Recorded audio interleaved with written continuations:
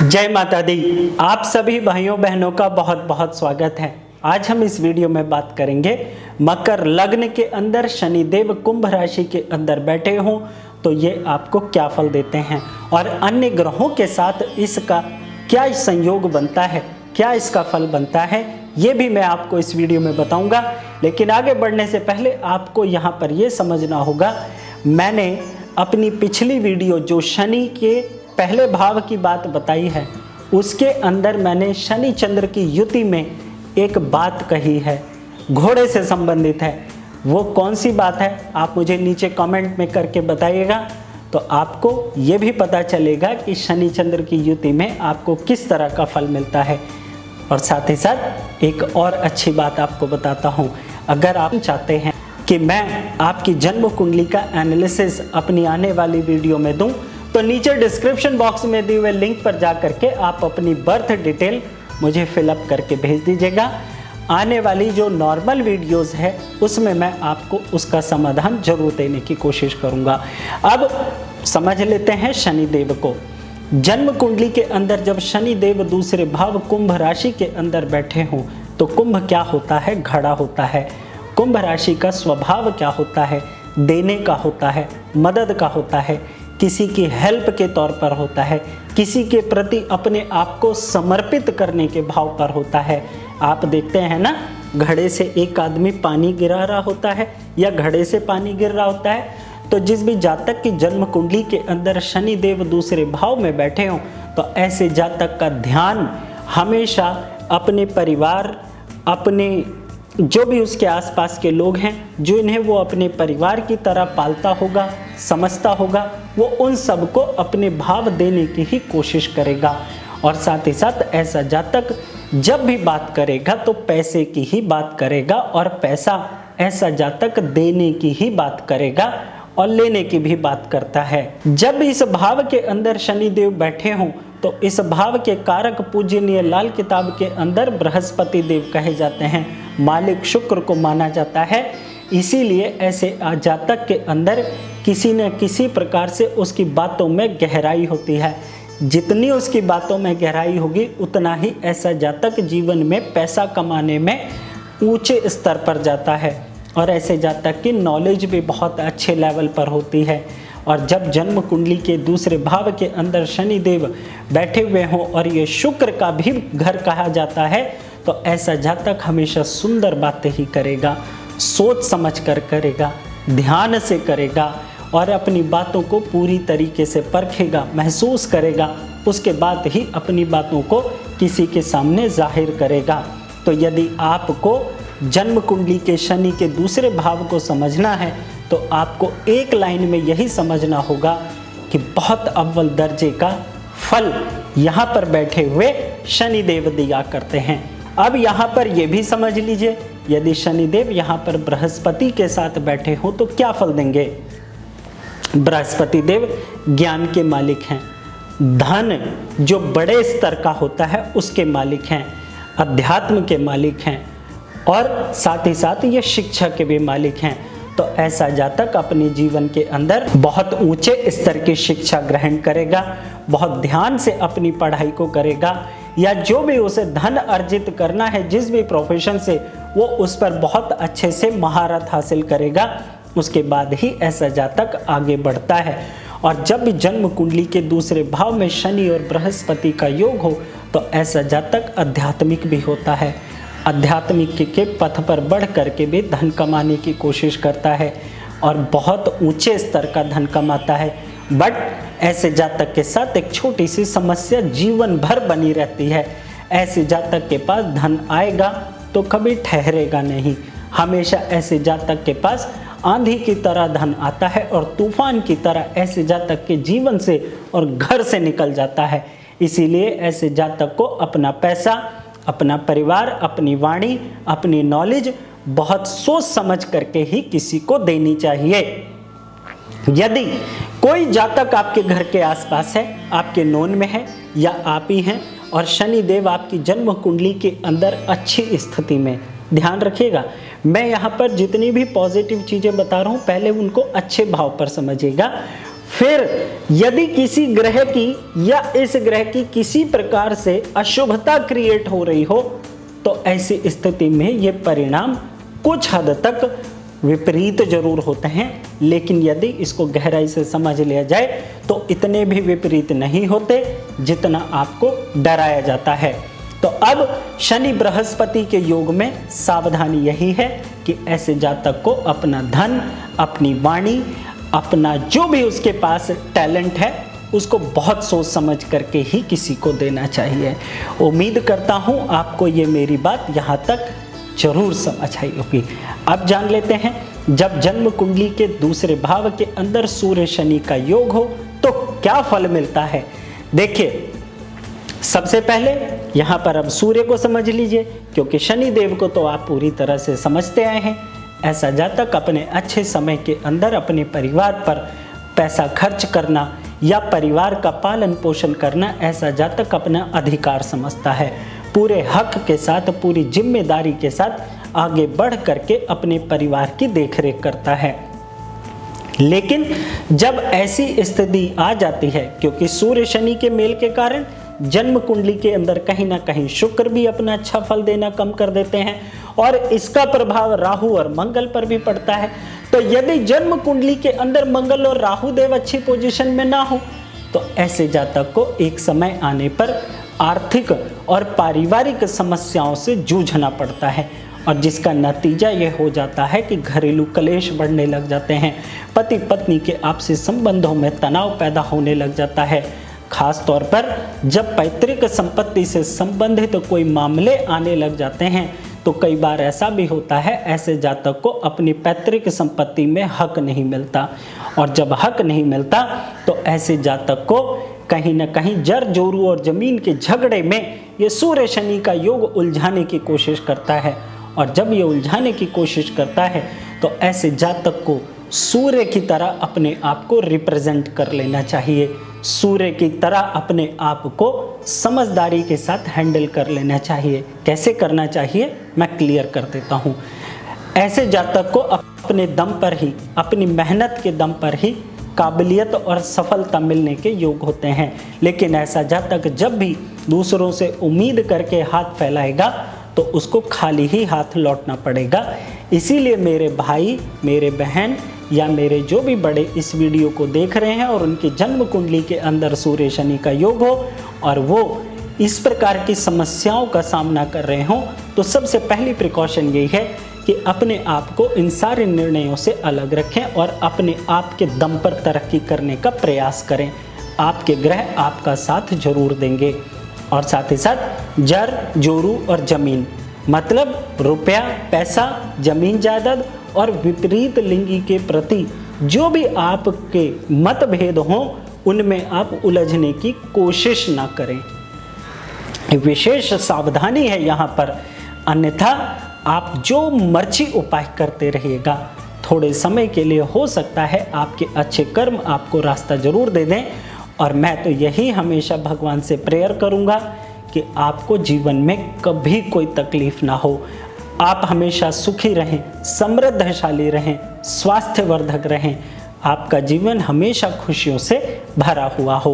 लेकिन क्या करें, हमें थोड़ा कर्म भी प्रैक्टिकली होके करने पड़ते हैं ना, इसीलिए इस भाई की बात को जरूर समझ लीजिएगा। अब बात कर लेते हैं जन्म कुंडली के दूसरे भाव में जब चंद्र और शनि का योग हो। तो शनि को तो आप समझ चुके हैं, अब यहाँ पर चंद्रमा को समझ लीजिए। चंद्रदेव चंचल हैं, निश्चल हैं, बिना छल कपट के हैं, किसी के साथ भेदभाव न करने की भावना होती है, महादेव इष्ट देव कहलाते हैं। और जब जन्म कुंडली के अंदर चंद्रदेव और शनि देव दूसरे भाव में बैठे हों, ऐसा जातक हमेशा, जैसे गंगा जी हमेशा बहती रहती हैं, ऐसा जातक हमेशा अपने परिवार के प्रति भाव में बहता रहता है। उसे कभी भी प्रैक्टिकली समझ में ही नहीं आता कि उसको कैसे निर्णय लेने चाहिए, उसको किस तरह से हैंडल करना चाहिए, पैसे को कैसे बचाना चाहिए, ऐसे जातक को कभी समझ में नहीं आता। और नतीजा ये होता है, एक समय जब ऐसे जातक को जरूरत पड़ती है तो अगर जन्म कुंडली के अंदर चंद्र शनि देव अच्छा फल ना दे रहे हों तो ऐसे जातक को मेंटली परेशानी हो जाती है। प्लस यहाँ पर आए हुए जो शनि देव होते हैं, जब वो तीसरी दृष्टि चौथे भाव में डालते हैं तो ध्यान रखिएगा, गाड़ी यानी वाहन और जमीन जायदाद के सुखों को लेकर के समस्या बनती है। लेकिन जब यही चंद्र शनि का योग जातक की जन्म कुंडली के अंदर अच्छे स्तर पर हो, किसी ग्रह की अशुभ दृष्टि ना पड़ रही हो, मजबूत स्थिति के अंदर बैठे हो, तो ऐसे जातक को भर भर करके पैतृक संपत्ति का सुख मिलता है। और माँ, नानी, दादी, ननिहाल से ऐसे जातक को खूब धन दौलत मिलती है, समझे। इसीलिए जब जन्म कुंडली के अंदर चंद्र शनि का योग हो तो ऐसे जातक को विशेष तौर पर कहा जाता है, जितना ज्यादा आप प्याऊ लगवाएंगे, लोगों के भलाई के कार्य करेंगे, लोगों का जितना निश्चल स्वभाव से आप सेवा करेंगे, जितना आप लोगों की केयर करेंगे साफ मन से, आपके पास उतना ही जीवन में सुख ऐसे कंपाउंड इंटरेस्ट की तरफ आपके लिए चढ़ता चला जाता है और आपको कभी जीवन में कोई तकलीफ नहीं होने देता।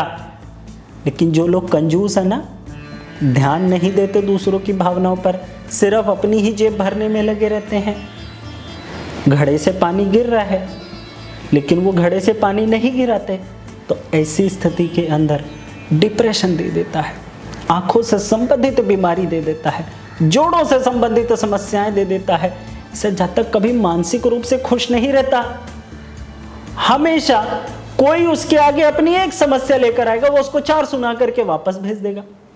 सावधान रहिएगा, अगर आपकी जन्म कुंडली के अंदर चंद्र शनि का योग है तो आपको ऐसी गलती करने से बिल्कुल बचना चाहिए, समझ गए।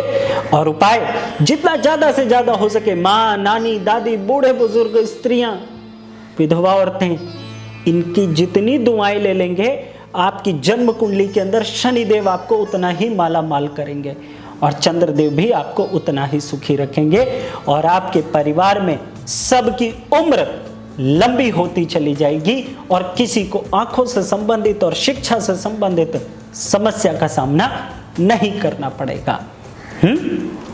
आशा करता हूं आपको मेरी बातें जरूर समझ आ रही होंगी। अब आगे बढ़ लेते हैं। उपाय भी अच्छे लग रहे होंगे ना, बहुत आसान उपाय बताता हूं मैं। अगर आपकी भी कोई समस्या है तो आप मुझे अपना कंसल्टेंट चुन सकते हैं। सौभाग्य होगा मेरा कि मेरे भाई बहनों की, मेरे दोस्तों की सेवा करने का मुझे मौका मिले। गुमराह नहीं करूंगा आपको, हमेशा हम सफ़र की तरह हम राह बन करके आपका हमेशा साथ देने का 100% ईमानदारी से आपको सहयोग दूंगा। ये मेरा आपसे वादा है। बिना किसी ढोंग ढकोसले, बिना किसी डराए हुए आपको मैं हर चीज़ बताने की पूरी कोशिश करूंगा। सवाल पूछिए कमेंट बॉक्स में, मुझे आपके सवालों का बेसब्री से इंतजार रहता है। अब बात कर लेते हैं, जब जन्म कुंडली के दूसरे भाव में शुक्र शनि का योग हो तो क्या होता है। अब तो स्वयं जब शुक्र देव अपने भाव में बैठ गए हैं और कारक इस भाव के बृहस्पति देव हैं, ऐसे जातक की आंखें चुस्ती चालाकी से भरी हुई होती हैं, तेज होता है। किसी को बातों ही बातों में पढ़ लेने की काबिलियत होती है ऐसे इंसान में। 2 बातें पूछेगा, सारी नॉलेज ले लेगा। हाँ, सावधान रहिएगा। जिस भी जातक की जन्म कुंडली के अंदर शुक्र शनि का योग कुंभ राशि में दूसरे भाव में बैठा हो, उससे सावधान रहना। आपकी सारी बातों को लेकर के घर वापस भेज देगा। हाँ, और आप कहेंगे उसने मुझे कुछ दिया ही नहीं, तो देगा कैसे। पॉलिटिक्स है, पॉलिटिशियन है, स्टेप बाय स्टेप आपसे सारी इंफॉर्मेशन लेकर के ऐसा इंसान जब तक संतुष्ट नहीं होगा आपको पैसा नहीं देगा, आपको अपने काम की चीज़ नहीं देगा, आपको अपनी जो भी आप उससे मांगने गए हैं वो आपको बिल्कुल नहीं देगा। क्योंकि ऐसे इंसान की हमेशा सोच और ऐसे इंसान की हमेशा धारणा यही होती है कि जब तक बहुत सुंदर, बहुत काबिल, बहुत टैलेंटेड, बहुत क्वालिफाइड पर्सन नहीं मिलेगा, मैं उसको ये चीज नहीं दूंगा। क्यों? शनिदेव स्किल के मालिक हो गए, फोकस के मालिक हो गए, टैलेंट के मालिक हो गए, और शुक्रदेव सुंदरता के मालिक हो गए। और बृहस्पति इस भाव के कारक मालिक हो गए। तो तीनों जब महारथी एक साथ बैठे हों तो आप समझ लीजिएगा फिनाले तो बहुत दूर की बात, एंट्रेंस में ही गेट के बाहर कर देंगे ये आपको। इसीलिए इस भाव का उपाय क्या करें? सबसे पहले यदि आपकी जन्म कुंडली के अंदर शुक्र शनि का योग हो तो ऐसे जातक को हमेशा अपने अपोजिट सेक्स की तरफ अट्रैक्शन को लिमिटेड रखना होता है, सोच करके चलना होता है, बहुत धैर्य के साथ चलना होता है। और ऐसे जातक को महिलाओं का सम्मान, और यदि कोई मेरी बहन ये एपिसोड देख रही हैं तो उनको ये बात समझनी होगी, किसी भी अपोजिट सेक्स पर्सन का बहुत सम्मान करना होता है। और ध्यान रखिएगा ऐसे जातक की आंखों की नियंत्रण शक्ति के ही द्वारा शनिदेव ऐसे इंसान को बहुत ऊंचाई पर लेकर जाते हैं। और शुक्र का सहयोग ऐसे इंसान को बहुत अच्छे परिवार का सुख दिलाता है, बहुत अच्छे जीवन साथी का सुख दिलाता है। और जब जन्म कुंडली के दूसरे भाव में शुक्र शनि का योग हो, ऐसा जातक जब भी बोलेगा सुंदर बोलेगा, सोच समझ कर बोलेगा, अपनत्व की भावना से पूरी तरह से भरा हुआ रहेगा। आपको उससे बात करके ऐसा लगेगा वाह, आत्मा को सुकून मिल गया, शांति मिल गई, इतनी सुंदर बातें इस व्यक्ति ने करी हैं। इस बात का ध्यान रखिएगा। अब जान लेते हैं जब जन्म कुंडली के अंदर शनि और मंगल देव साथ मिलकर के दूसरे भाव में बैठे हों और कुंभ राशि में बैठे हों, ऐसा जातक अपने परिवार की सेवा, अपने जो भी आसपास के लोग हैं, नोन्स हैं, भाई हैं, उन सब की सेवा ऐसे करता है जैसे हनुमान जी सबकी सेवा के लिए हमेशा तत्पर रहते थे। संकट मोचन होता है ऐसा इंसान सभी के लिए, मात्र तकलीफ सुन लेगा और बोल देगा जाओ आज से तुम्हारी तकलीफ मेरी है, समस्या का समाधान हो जाता है। ऐसे जातक जिसकी जन्म कुंडली के अंदर मंगल शनि बहुत अच्छी स्थिति के अंदर हो, ऐसा जातक अपनी बातों से ही सबकी समस्या का हल कर देता है। और कोई ऐसे इंसान से दूर रहना बिल्कुल पसंद नहीं करता। और जिस भी जातक की जन्म कुंडली के अंदर मंगल शनि का योग कुंभ राशि के अंदर अच्छी स्थिति के अंदर बैठा हो, ऐसे जातक से हर कोई जुड़ना पसंद करता है। ऐसे जातक के घर में कोई भी बात होती है, जैसे भगवान राम के लिए पूरी वानर सेना इकट्ठी हो गई थी, ऐसे ऐसे दोस्तों की पूरी मंडली इकट्ठा हो जाती है मदद करने के लिए। और ऐसे जातक स्वयं अपने दोस्तों, मित्रों और अपने जानकारों के लिए, रिश्तेदारों के लिए और परिवार के लिए जान न्योछावर करने को तैयार हो जाते हैं। लेकिन यहाँ पर इस बात का ध्यान रखिएगा, जब भी जन्म कुंडली के अंदर मंगल शनि का योग दूसरे भाव में हो तो ऐसे जातक को अपने भाई, विशेष तौर पर छोटे और बहन जो छोटी हों, उनका बहुत ख्याल रखना होता है। वो जो मांगे उसको समझदारी के साथ समझ करके देना है, नहीं देना, इसको पूरी तरह से कैलकुलेट करके दे देने में ही ऐसे जातक की बढ़ोतरी का रास्ता होता है। ऐसा जातक जितना ज्यादा कलह प्रिय होगा, कलेश करने वाला होगा, हर बात को कुड़कुड़ कुड़कुड़ करने वाला होगा और किसी की मदद करने के लिए तैयार नहीं होगा, ऐसा जातक उतना ज्यादा धन संपत्ति और परिवार के तौर पर कंगाल हो जाता है। ध्यान रखिएगा, जन्म कुंडली के अंदर मंगल और शनि देव का सबसे पहला उपाय यही होता है, अपने भाई, मित्र, रिश्तेदार या परिवार जो भी लोग हैं उनकी सेवा, उनका ध्यान, उनके लिए समर्पित सबसे पहले रहिएगा। उम्मीद करता हूं आपको ये युति भी बहुत अच्छे से, बहुत गहराई से, बहुत ध्यान से समझ आ रही होगी। अब बुध के भी बारे में जान लेते हैं।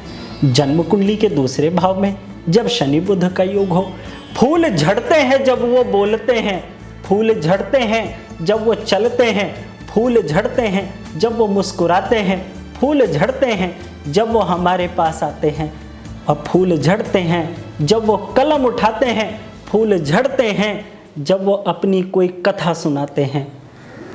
ऐसे होते हैं जिनकी जन्म कुंडली के अंदर दूसरे भाव में बुध और शनि साथ आते हैं।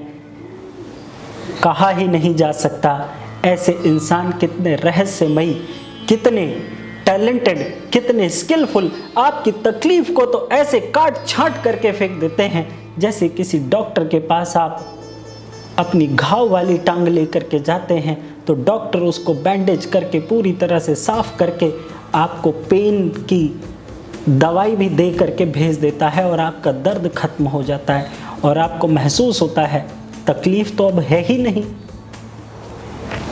ऐसे होते हैं ये लोग, है ना। कितने अच्छे होते हैं बुध शनि वाले योग भी। ध्यान रखिएगा मेरे सभी भाइयों बहनों, प्रकृति ने हर किसी को अपने आप में मोस्ट टैलेंटेड बनाया है। बात तो सिर्फ इतनी है कि आप उसको समझते कैसे हैं। आप उसकी जन्म कुंडली को देख करके, उसकी जन्म कुंडली को, ग्रहों को ठीक से समझ करके उसको कैसे हैंडल करते हैं और कैसे आप अपने आप को सुधारते हैं। ध्यान रखिएगा, ऐसे जातक को जीवन में हर तरह के सुख जरूर मिलते हैं। बड़ी जमीन जायदाद, बड़ी धन दौलत, बड़ी सुख संपत्ति का साथ भी ऐसे जातक को अवश्य मिलता है।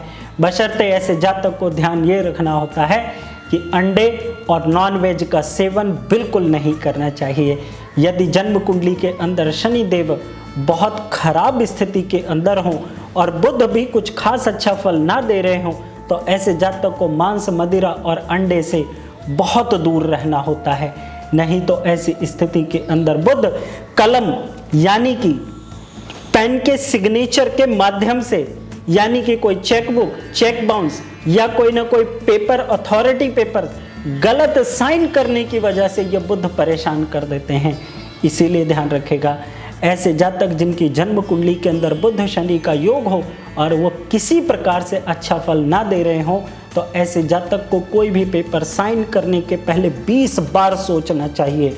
20 बार ऐसे जातक को कोई भी डॉक्यूमेंट पढ़ लेना चाहिए, उसके बाद कलम घुमानी चाहिए। ये ध्यान रखेगा, नहीं तो मात्र एक सिग्नेचर में, आपकी एक गलती में आपका सब कुछ इधर से उधर हो सकता है। और ध्यान रखेगा, कलम की गलती में कोई गुंजाइश नहीं होती सुधरने की। इसीलिए यहाँ पर बैठे हुए बुध और शनि के योग में ये भी कहा जाता है, बहन, बेटी, बुआ, घर के आसपास की जो कन्याएं हों उनको बहन, बेटी और बुआ तुल्य मान करके उनका आशीर्वाद लीजिएगा, उनका अपमान नहीं करिएगा, उनके साथ हमेशा अच्छी भावना के साथ मिलिएगा और शराब, मांस और अंडे से परहेज रखिएगा। इसका सेवन नहीं करना होता ऐसे लोगों को। और उम्मीद करता हूँ कि आपको ये मेरी बातें जरूर समझ आ रही होंगी। अब जान लेते हैं, जब जन्म कुंडली के दूसरे भाव के अंदर शनि राहु का योग हो तो ऐसे जातक को क्या फल मिलते हैं। ध्यान रखिएगा, राहु देव अध्यात्म के मालिक हैं, ध्यान के मालिक हैं, धारणाओं के मालिक हैं। मेरी आपके प्रति अटेंशन क्या है, मैं आपको क्या देना चाहता हूं, मैं आपके प्रति क्या भाव रखता हूं। राहु देव इस भाव के और इस व्यवस्था के मालिक हैं, दूसरे भाव में बैठे हैं, तो ऐसे जातक का ध्यान हमेशा पैसे और परिवार की तरफ हमेशा रहेगा।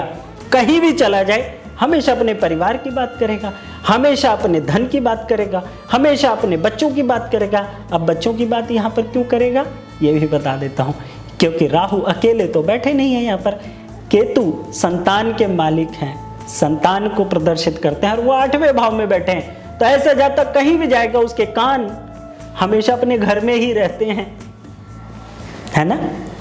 इसीलिए यहाँ पर बैठे हुए राहु देव जब बिगड़ जाते हैं तो ऐसे जातक को परिवार की तरफ से सुख नहीं दे पाते हैं, है ना। इसीलिए ऐसे जातक को यहाँ पर वही बुध वाली प्रिकॉशन का खास तौर पर पालन करना चाहिए। और जब भी जन्म कुंडली के अंदर शनि राहु का योग हो तो ऐसे जातक को हमेशा अपने मित्र, यार, दोस्त, रिश्तेदारों के साथ बहुत पोलाइटली होना पड़ता है। बहुत परिवार में सीमित और तुली हुई भाषा में बात करने से ही उसको फायदा मिलता है। और जब ये शनि और राहु का योग जन्म कुंडली के दूसरे भाव के अंदर और मजबूत स्थिति के अंदर बैठे हुए हो तो ऐसे जातक को जी भर के पैसा मिलता है, जी भर के जीवन में सुख मिलते हैं और उसे जातक को कभी भी जीवन में दुख नहीं मिलते हैं जिस जातक के जन्म कुंडली के अंदर शनि राहु अच्छी स्थिति के अंदर बैठे हों।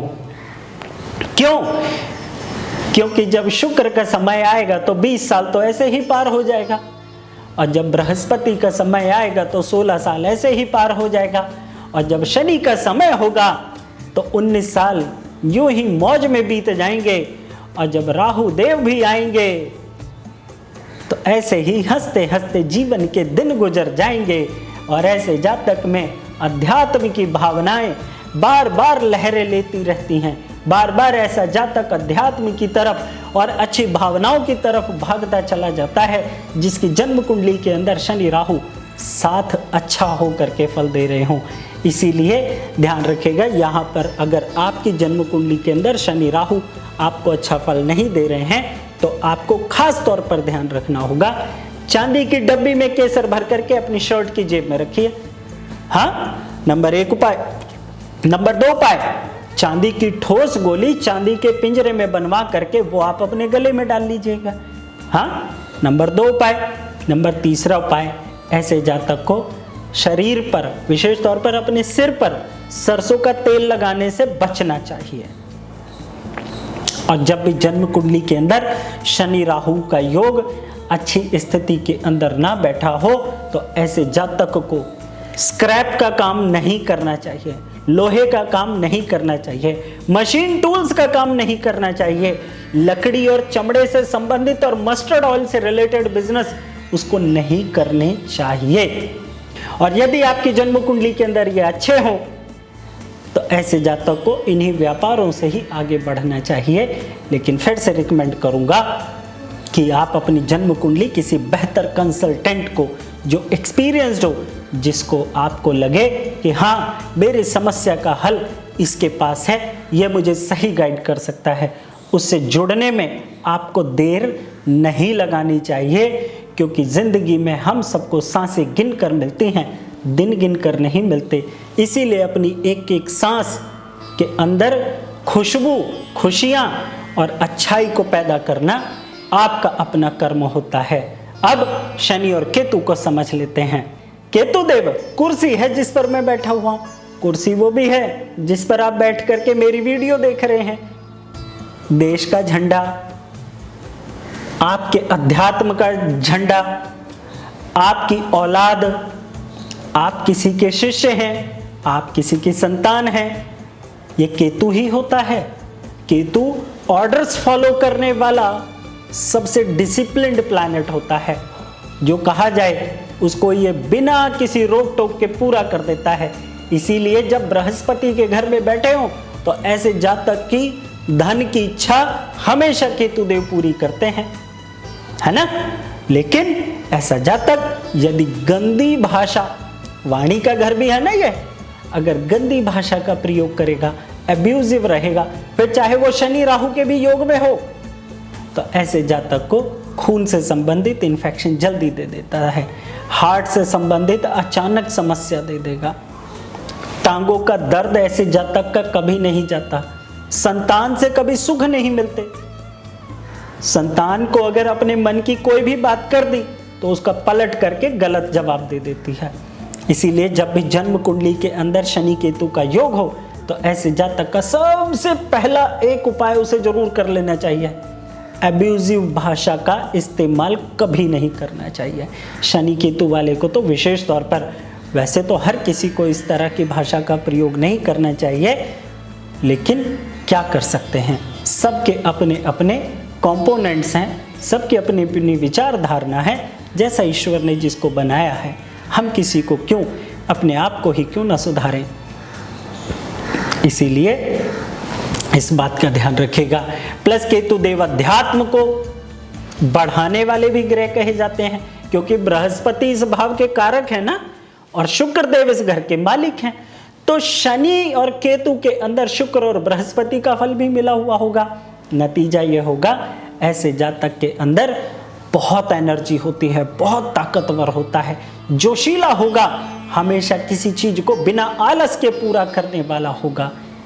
इसीलिए यहाँ पर बैठे हुए केतु देव ऐसे जातक को आध्यात्मिक स्तर पर बहुत ऊंचे स्तर का काम करवाते हैं, और ऐसा जातक ऐसे ही रास्तों से धन भी कमा सकता है। ऐसा जातक बहुत अच्छा कंसल्टेंट होता है अपने क्लाइंट्स को। और ध्यान रखिएगा, लीगल कंसल्टेंट ऐसा इंसान बहुत अव्वल स्तर का होता है। ऐसे स्तर का जातक यदि नेता बन जाए, बहुत तरक्की दिलाता है, बातें ऐसी करेगा कि सामने वाले का हर तरफ का दिल हर लेगा। और ऐसे जातक के मन के अंदर कभी किसी के प्रति छल नहीं होता, कपट नहीं होता, गलत इंटेंशन नहीं होती, जिसकी वजह से ऐसे जातक की कभी दुर्दशा नहीं होती।